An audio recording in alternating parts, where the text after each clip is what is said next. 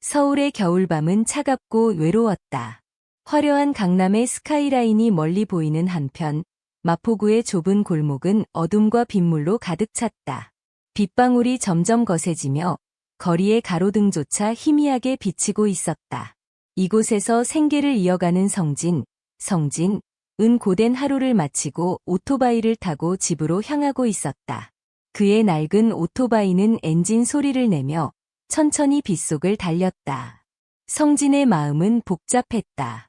집에 남겨진 여동생 성아의 약값은 갈수록 늘어나고 오늘 번 돈 5만 원도 부족하다는 사실이 그를 더 무겁게 짓눌렀다. 언제쯤 벗어날 수 있을까? 그는 한숨을 내쉬며 앞을 보았다. 빗물이 헬멧의 바이저를 때리며 시야를 가렸다. 그 순간 어두운 골목 모퉁이에 무언가 이상한 장면이 눈에 들어왔다. 인도 한쪽에 한 여성이 쓰러져 있었다. 그녀는 학생처럼 보였지만 흰 셔츠와 치마가 빗물에 흠뻑 젖어 있었다. 성진은 급히 브레이크를 잡았다. 낡은 타이어가 빗길 위에서 미끄러지는 소리를 내며 멈췄다. 그는 망설임 없이 그녀에게 달려갔다. 저기요, 괜찮으세요? 그는 떨리는 손으로 그녀의 어깨를 흔들었다. 하지만 여자는 아무런 반응이 없었다. 그녀의 얼굴은 창백했고 차가운 피부는 심각한 상태임을 말해주고 있었다. 어떻게 해야 하지? 성진은 잠시 고민하다가 주머니 속에 휴대폰을 꺼내 들었다. 하지만 화면에는 배터리가 거의 없는 표시만 깜박일 뿐이었다. 이럴 때 그는 이를 악물고 결단을 내렸다. 여자를 안고 오토바이에 태운 뒤 가장 가까운 병원으로 향했다. 도로 위의 빗줄기는 점점 거세졌다. 성진은 한 손으로 오토바이를 조심스럽게 조종하며 다른 손으로 여자가 넘어지지 않게 부드럽게 받쳐주었다. 추위와 빗물이 그의 몸을 파고들었지만 그는 이를 악물고 속력을 올렸다. 조금만 더 참아줘요. 드디어 병원에 도착한 성진은 문을 열고 들어가며 큰 소리로 외쳤다. 여기요. 응급 환자입니다. 의료진이 급히 달려와 여자를 들것에 옮겼다. 가족이신가요? 간호사가 물었다. 성진은 고개를 저으며 말했다. 아니요. 그냥 길에서 쓰러진 걸 발견했어요. 치료비는 지금 가진 게 이것뿐인데. 그는 젖은 주머니에서 5만 원을 꺼내며 떨리는 손으로 내밀었다. 간호사는 잠시 멈칫했지만 이내 돈을 받아들고 고개를 끄덕였다. 우선 치료부터 하겠습니다. 그녀의 말에 성진은 그제야 안도의 한숨을 내쉬었다. 하지만 그의 마음속에는 여전히 불안감이 가득했다. 그녀는 괜찮을까? 도대체 왜 이런 상황에 처한 거지?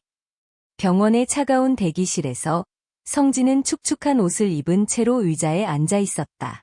벽에 걸린 시계의 초침 소리가 유난히 크게 들렸다. 그는 손가락 사이로 얼굴을 감싸며 깊은 한숨을 내쉬었다.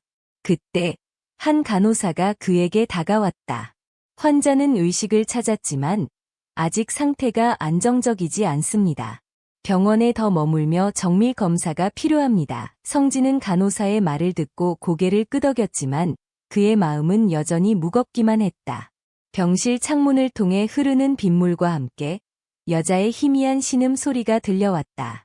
성진은 문 앞에서 그녀를 잠시 바라보다가 조용히 병실을 나섰다. 병원 밖으로 나오니 비는 여전히 내리고 있었다.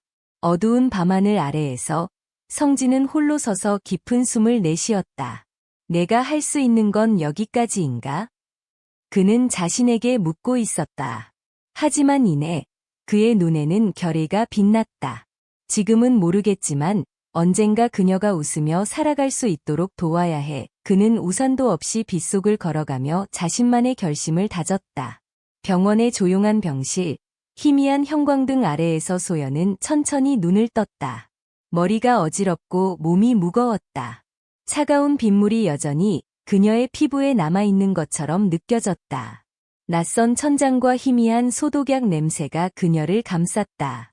그녀는 주위를 둘러보며 자신이 있는 곳을 이해하려 노력했다. 병실 창문 밖으로는 여전히 비가 내리고 있었고 그 소리는 그녀의 마음을 더욱 무겁게 만들었다. 그녀는 문 옆 의자에 앉아있는 성진을 발견했다. 낡은 재킷은 아직 축축했고 그는 잠든 듯 고개를 숙이고 있었다. 그의 얼굴에는 피로가 가득했지만 어딘가 모르게 따뜻한 느낌이 전해졌다. 소연은 천천히 몸을 일으키려 했지만 너무 약해져 있던 탓에 침대로 다시 쓰러졌다. 그녀의 작은 신음소리에 성진이 놀라서 고개를 들었다. 괜찮으세요? 성진은 급히 자리에서 일어나 그녀에게 다가갔다. 그의 눈에는 걱정과 안도감이 뒤섞여 있었다. 여긴 어디죠? 소연은 힘겹게 물었다. 목소리가 가늘고 떨렸다. 병원이에요. 길에 쓰러져 계셨길래 데려왔어요. 성진은 조심스럽게 대답하며 그녀를 더 자세히 살폈다. 뭐가 어떻게 된 건지는 모르겠지만 일단 좀 쉬세요. 소연은 잠시 그의 말을 곱씹으며 고개를 끄덕였다. 그녀의 입술이 미세하게 떨리더니 작은 목소리로 말했다. 감사합니다. 하지만 이름이라도 물어봐도 될까요? 저는 박성진입니다. 그냥 여기저기서 일하는 평범한 사람이에요. 근데 당신은? 소연은 한동안 침묵했다. 그녀의 마음속에서는 수많은 생각들이 얽혀 있었다. 내가 누구인지 말해도 될까? 이 사람을 믿어도 될까? 하지만 진실을 말하면 그는 도망치지 않을까? 그녀는 잠시 망설이다가 결국 말했다. 전 강소연이에요. 그냥 좀 복잡한 일이 있어서요. 그녀는 최대한 간단하게 대답했다. 하지만 그녀의 떨리는 목소리와 눈빛은 단순한 이야기가 아님을 말해주고 있었다. 성진은 더 이상 묻지 않았다. 대신 조용히 고개를 끄덕이며 말했다. 알겠어요. 쉬고 싶으시면 편히 쉬세요. 필요하면 저한테 말씀하시고요. 병실 밖, 성진은 병원 복도에 서 있었다.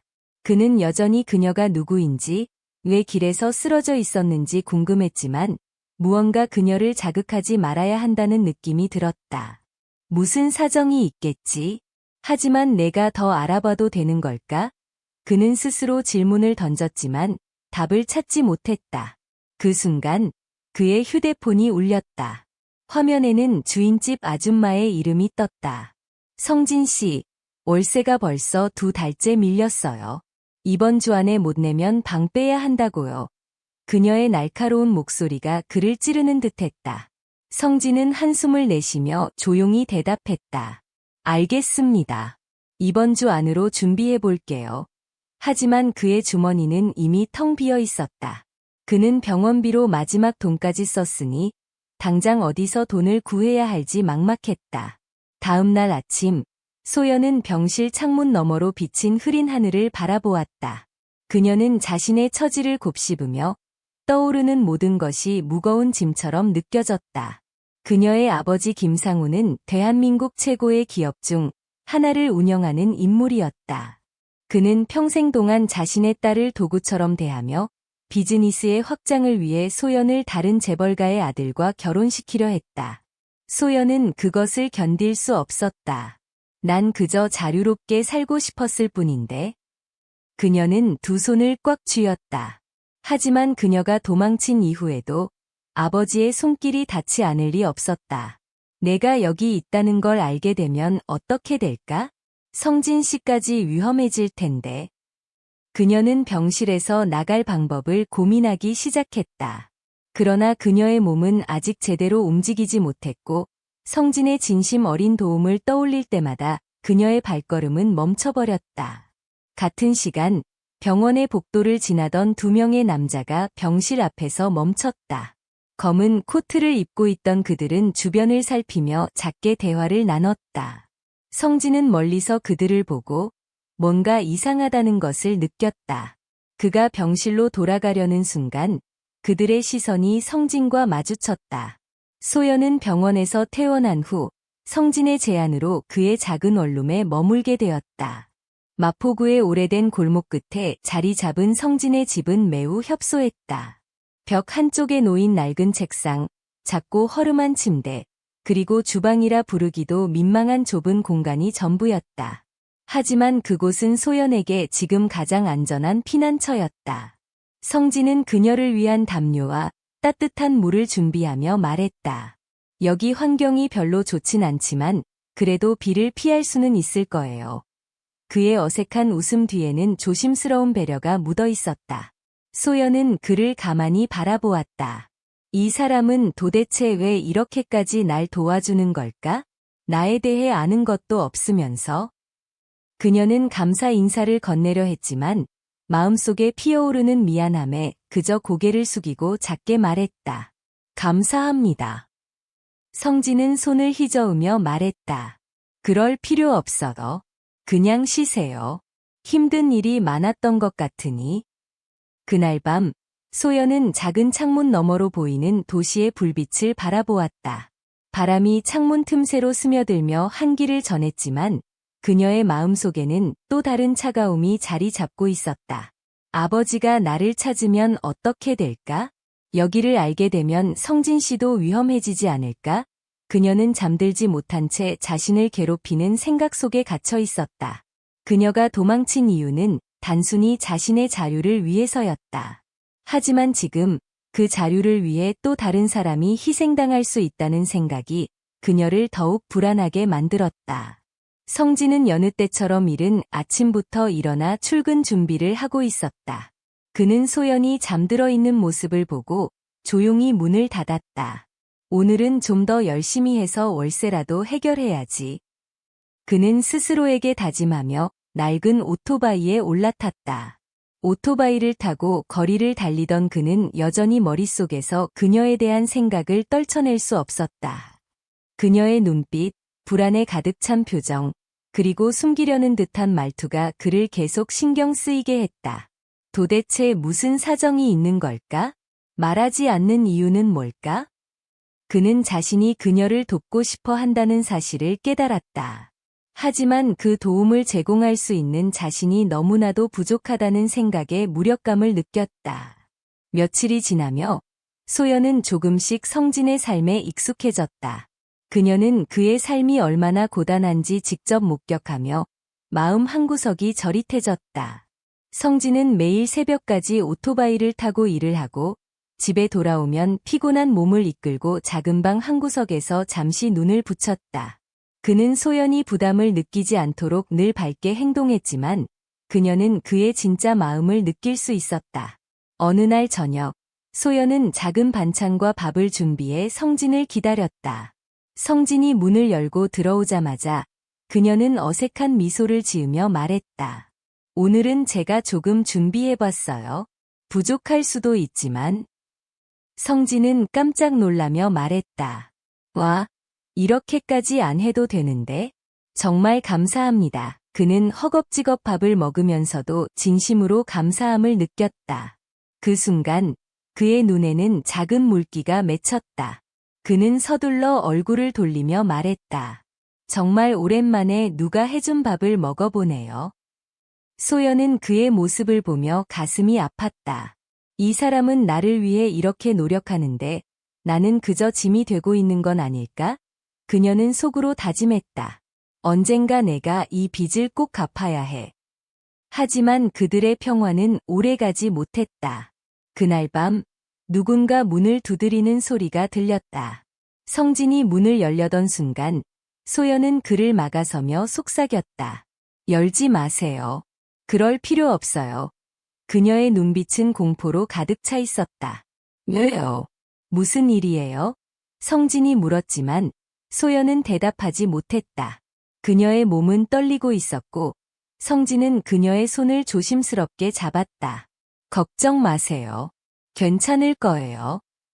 하지만 문 밖에서 들려오는 소리는 점점 더 커져만 갔다. 그들은 서로의 눈을 마주치며 다음에 닥칠 일에 대해 아무 말도 하지 못했다. 문 밖에서 울리는 노크 소리는 점점 더 강해졌다. 밤의 고요를 깨고 그 소리는 성진과 소연의 심장을 점점 더 빠르게 뛰게 했다. 성진은 소연의 손을 잡고 조용히 속삭였다. 문을 열어볼게요. 누군지 확인해야 하니까요. 안 돼요. 소연은 그의 손목을 붙잡았다.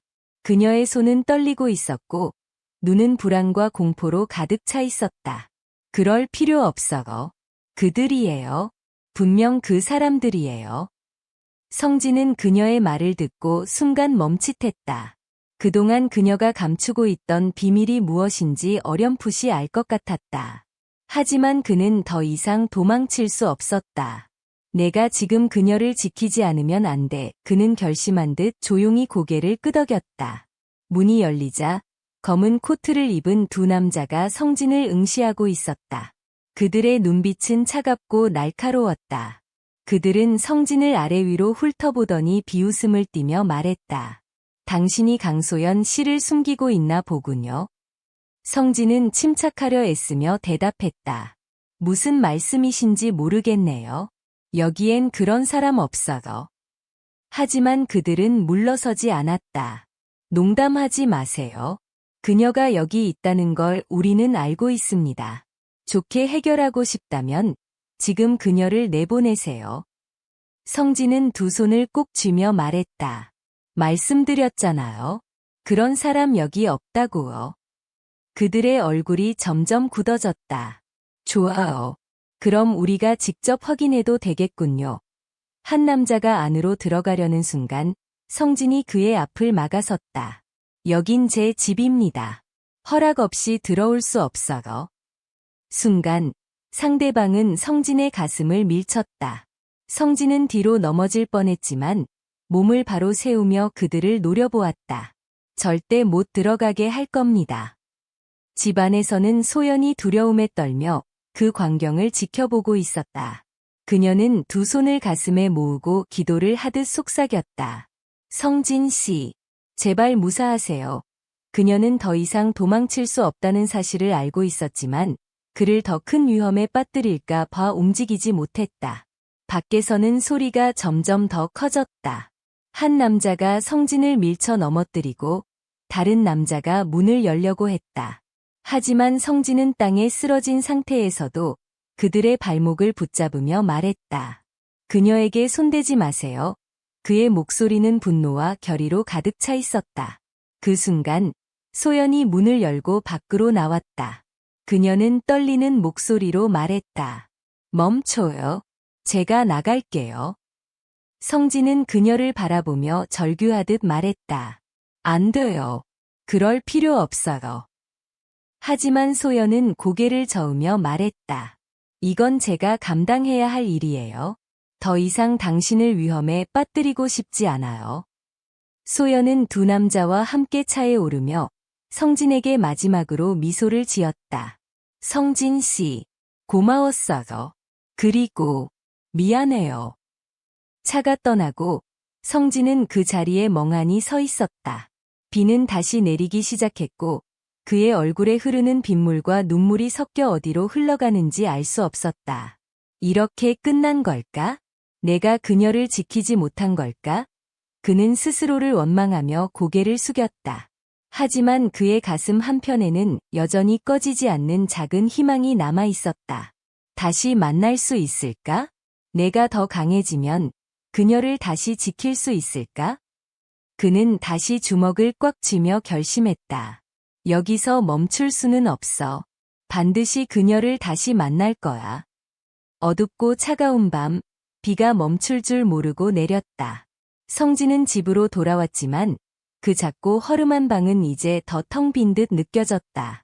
소연이 떠난 자리는 마치 그의 마음에 커다란 구멍을 남긴 것 같았다. 그는 침대 옆에 앉아 그녀가 남기고 간 작은 메모를 발견했다. 성진 씨, 정말 고마웠어요. 저를 믿어주고 끝까지 지켜주려 했던 그 모습이 너무 감사하고 한편으론 미안해요. 제가 떠나야 당신이 더 안전할 수 있을 거예요. 언젠가 우리가 다시 만날 수 있다면 그때는 제가 당신을 지킬 수 있는 사람이 되고 싶어요.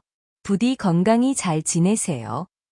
성진은 메모를 읽으며 눈가가 뜨거워졌다.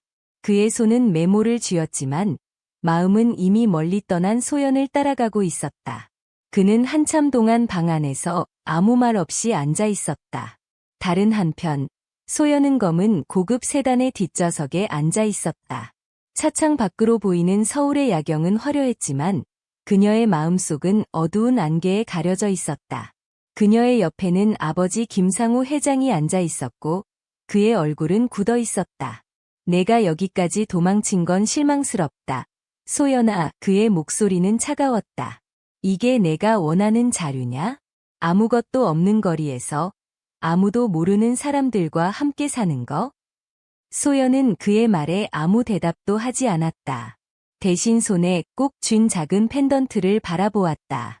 그것은 성진이 그녀가 떠나기 전 건넸던 작은 선물이었다. 힘들 때 이걸 보면 당신은 혼자가 아니라고 생각하세요. 그는 그렇게 말하며 그녀의 손에 그 펜던트를 쥐어주었었다. 내가 원하는 건? 소연은 작게 속삭였다. 진정한 내 삶이에요. 돈과 권력 뒤에 숨겨진 그림자가 아니라. 하지만 그녀의 말은 차 안의 냉랭한 분위기에 묻혀버렸다. 며칠이 지나고 성진은 다시 일상으로 돌아갔다. 그는 매일 오토바이를 타고 서울의 거리 곳곳을 달렸다. 하지만 그에게는 전에 없던 목표가 생겼다. 그는 틈틈이 저녁 강의를 들으며 기술을 배우기 시작했다. 내가 더 강해져야 해. 그녀를 지킬 수 있는 사람이 되려면. 그는 스스로 다짐했다. 가끔씩 그는 소연과 함께 보냈던 짧은 시간들을 떠올렸다. 그녀가 부엌에서 조심스럽게 음식을 준비하던 모습, 웃으며 고맙다고 말하던 순간들, 그리고 떠나는 날 보여준 미소까지. 그 모든 것이 그의 마음속에서 점점 더 큰 의미로 다가왔다. 어느 날 저녁, 강남의 한 고급 빌딩 회의실에서 소연은 아버지와 함께 앉아 있었다. 그녀는 그의 비즈니스 미팅에 참석해야 했고, 거기서 만난 사람들은 모두 돈과 권력을 위한 계산만 하는 사람들이었다. 하지만 소연의 마음은 그곳에 없었다. 그녀는 창밖으로 보이는 거리의 오토바이 불빛을 바라보며 작은 미소를 지었다. 지금쯤 그 사람은 어디쯤 있을까? 여전히 그 낡은 오토바이를 타고 있을까? 그녀는 속으로 생각했다. 그 순간 그녀의 전화기가 울렸다. 발신자 이름은 없었지만 화면에는 익숙한 번호가 떠 있었다. 그녀는 잠시 망설이다가 전화를 받았다. 여보세요. 한동안 침묵이 이어지더니 익숙한 목소리가 들려왔다. 소연 씨, 잘 지내고 있나요? 소연은 숨을 삼키며 대답했다. 성진 씨, 어떻게 제 번호를? 그의 목소리는 흔들렸지만 그 속에는 결의가 담겨 있었다. 제가 더 강해지고 싶어서요. 당신을 다시 만날 수 있는 나를 위해. 소연의 눈에는 눈물이 맺혔다. 하지만 그녀는 그가 자신의 모습을 볼 수 없다는 것을 알기에 가만히 미소를 지었다. 고마워요. 성진 씨. 저도 그날을 기다릴게요. 서울의 밤하늘은 여전히 흐렸고 거리의 불빛은 끝없이 반짝이고 있었다. 두 사람은 서로 다른 곳에 있었지만 그들의 마음은 다시 연결된 듯했다. 서울의 겨울은 여전히 차갑고 날카로웠다. 하지만 그 차가운 공기 속에서도 성진과 소연은 각자의 길에서 서로를 잊지 않고 있었다. 성진은 매일 밤 거친 도로 위를 달렸다. 그의 낡은 오토바이는 여전히 그와 함께였지만 이제 그에게는 새로운 목표가 있었다. 그는 낮에는 기술 학원에서 공부를 하고 밤에는 배달 일을 하며 하루하루를 살아가고 있었다. 그의 손은 점점 거칠어졌지만 마음속에는 그녀와의 약속이 자리 잡고 있었다. 어느 날 밤, 성진은 배달을 마치고 한적한 길가에 오토바이를 세웠다. 그는 도시의 불빛을 멍하니 바라보며 그녀와의 마지막 대화를 떠올렸다. 제가 더 강해지고 싶어서요. 당신을 다시 만날 수 있는 나를 위해. 그는 주머니에서 작은 펜던트를 꺼내 들었다. 그것은 소연이 떠나기 전 자신에게 건넸던 작은 선물이었다. 빛에 반사된 펜던트의 표면에는 희망이라는 단어가 작게 새겨져 있었다. 성진은 그것을 손에 꼭 쥐며 다시 한번 다짐했다. 기다려요. 소연 씨. 꼭 다시 만나러 갈게요. 한편 소연은 강남의 화려한 빌딩 숲속에서 여전히 갇혀 있었다. 그녀는 아버지의 회사에서 중요한 미팅에 참석하며 비즈니스 세계의 압박 속에 살아가고 있었다. 하지만 그녀의 눈빛은 여전히 빈 듯했고 마음 한구석은 늘 다른 곳을 향하고 있었다. 그녀는 혼자 남겨진 사무실에서 창밖을 바라보았다. 먼 거리에서 반짝이는 작은 불빛들은 마치 그녀에게 무언가를 속삭이는 것처럼 보였다. 성진 씨는 지금 어디에 있을까? 나처럼 당신도 나를 생각하고 있을까? 그녀는 자신도 모르게 창문에 손을 댔다. 탁자 위에는 그녀가 떠나기 전 성진이 건넸던 펜던트와 작은 쪽지가 놓여 있었다. 쪽지에는 짧은 메시지가 적혀 있었다. 자유는 당신의 것입니다. 반드시 찾아야 해요. 소연은 그 문장을 천천히 읽으며 작은 미소를 지었다. 몇 달 후, 성진은 작은 공장에서 정식 직원으로 일하게 되었다. 그곳에서 그는 기술을 익히고 자신의 꿈을 점점 더 구체화시켜 나갔다. 회사에서 돌아오는 길, 그는 어느 날 우연히 한 라디오 방송에서 익숙한 목소리를 들었다. 오늘의 사연은 소연님께서 보내주셨습니다. 어디선가 저를 기다리고 있을 누군가에게 저는 아직 당신이 준 약속을 잊지 않았어요. 우리가 다시 만날 수 있다면 더 나은 제가 되어 당신 앞에 서고 싶어요. 성진은 오토바이를 멈추고 라디오를 바라보았다. 심장이 두근거리며 멈출 줄 몰랐다. 소연 씨, 당신도 나를 잊지 않았군요. 그는 그녀의 목소리가 담긴 라디오를 손에 꼭 쥐었다. 어느 날 밤, 강남의 한 거리에서 성진은 오토바이를 타고 지나가다가 멈춰섰다. 그의 시선은 멀리서 걸어오는 한 여성을 향했다. 그녀는 긴 코트를 입고 있었고 그에게 익숙한 실루엣이었다. 성진은 오토바이에서 천천히 내려 그녀를 향해 걸어갔다. 그녀도 그를 알아본 듯 멈춰 섰다. 두 사람의 거리는 점점 가까워졌지만 서로 아무 말도 하지 않았다. 대신 그들의 눈빛은 수많은 이야기를 전하고 있었다. 성진 씨. 소연이 먼저 입을 열었다. 목소리는 떨리고 있었지만 그녀의 눈에는 결의가 담겨 있었다. 이제는 제가 당신을 지킬 차례예요. 성진은 그녀를 바라보며 미소를 지었다. 우리 이제 같이 걸어가요. 하지만 그 순간 멀리서 누군가가 그들을 지켜보고 있었다. 검은 옷을 입은 낯선 남자는 전화기를 꺼내 누군가에게 무언가를 보고했다. 찾았습니다. 이제 어떻게 할까요? 화면이 어두워지며 그들의 운명은 여전히 불확실하게 남아있었다. 성진과 소연은 한적한 강남 거리에서 다시 마주쳤다. 차가운 겨울바람이 불었지만 두 사람 사이의 온기는 점점 더 따뜻해졌다. 소연은 그의 눈을 바라보며 떨리는 목소리로 말했다. 성진 씨, 정말 다시 만나게 될 줄은 몰랐어요. 이렇게 오랜 시간이 지났는데도 여전히 당신은 그때와 같네요. 성진은 그녀를 보며 조용히 웃었다. 그리고 당신도 여전히 그때와 같아요. 아니, 더 강해진 것 같아요. 하지만 그들의 순간은 길지 않았다. 멀지 않은 곳에서 검은 차가 그들을 따라오고 있었다. 차 안의 남자는 전화기를 내려놓고 조용히 말했다. 계획대로 시작해라. 두 사람 모두 사라지게 만들어야 한다.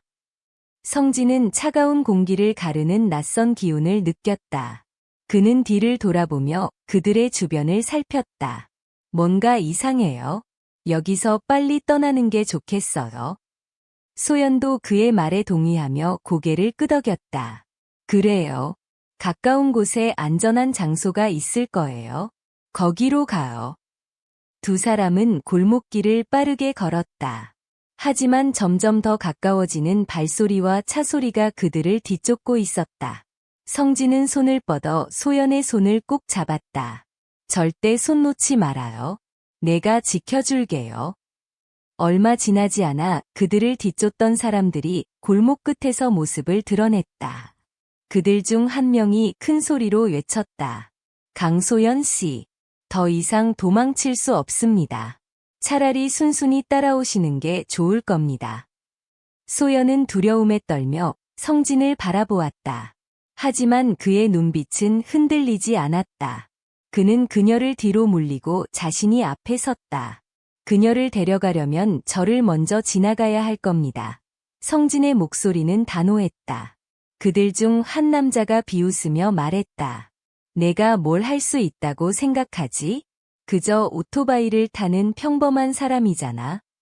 그러나 성진은 물러서지 않았다. 평범한 사람이라도 지킬 건 지켜야죠. 그는 주먹을 꼭 쥐며 자신을 향해 다가오는 남자들을 막아섰다.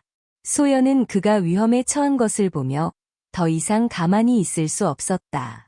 그녀는 그를 막아서는 대신 자신의 발걸음을 앞으로 내디뎠다. 멈춰요. 제가 따라갈게요. 하지만 성진 씨에게 손대지 마세요. 그녀의 목소리는 흔들렸지만 강한 결의가 담겨 있었다. 안 돼요. 소연 씨. 성진이 절규하며 그녀를 붙잡으려 했지만 그녀는 이미 그들 앞에 섰다. 저를 원하잖아요. 그럼 저를 데려가세요. 하지만 그를 해치면 가만히 있지 않을 거예요. 그녀의 말에 잠시 침묵이 흘렀다. 결국 소연은 그들에 의해 차에 태워졌다. 성진은 멀리서 차가 떠나는 모습을 지켜보며 주먹을 꽉 쥐었다. 내가 더 강했더라면 그녀를 지킬 수 있었을 텐데 그는 자신을 탓하며 무릎을 꿇고 땅을 바라봤다. 그러나 그의 손바닥에는 소연이 남긴 작은 종이가 있었다. 그는 그것을 펴보았다. 그 안에는 짧지만 힘있는 메시지가 적혀 있었다. 다시 만나요. 우리 운명이 여기서 끝나지 않도록. 그날 밤 성진은 도로 위를 달리며 그녀와의 약속을 되새겼다. 그녀를 다시 찾기 위해, 더 강해지기 위해 그는 멈추지 않을 것이었다. 그와 동시에 소연은 차 안에서 창밖을 바라보며 속삭였다. 성진 씨, 기다려주세요. 제가 스스로를 구할 수 있을 때까지. 멀리서 서울의 불빛은 두 사람의 희망과 결의를 비추고 있었다. 하지만 그들 주위에는 여전히 그림자가 드리워져 있었다. 두 사람의 운명은 이제 더 큰 시험대 위에 오르게 되었고, 관객들은 그들의 이야기가 어디로 흘러갈지 상상할 수밖에 없었다.